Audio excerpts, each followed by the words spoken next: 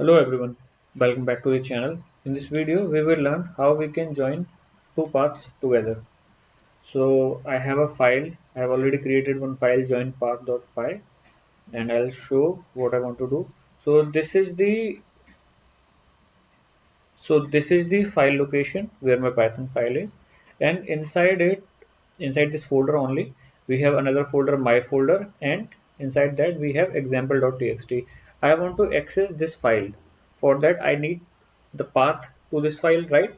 So how we can achieve that, we will see in this video. So let's go to the code. I've already created one variable called folder, which has my folder name and the file name, right? To access example.txt, we need path to this file. So we can access it using absolute path and the relative path. So my current file, the Python file which I'm running, is in the same folder. From that location, we can get the access to this file using relative path, which is my folder slash example.txt, and we can access this file using the complete path as well, which is the absolute path. I will show it in the later part of the video.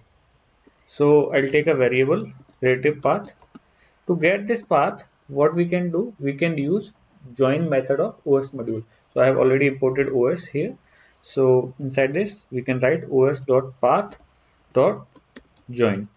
Right? Inside it, we knew that folder inside my folder we have example.txt. So first we need to write the folder and the file name. So what we can do, folder and then file name. Let's suppose you have multiple folders inside the my folder. Let's say my folder 1, 2 and 3. Then you would have write folder my folder 1, my folder 2 and then the file name. Currently we have only single folder, so I have kept this folder here, right?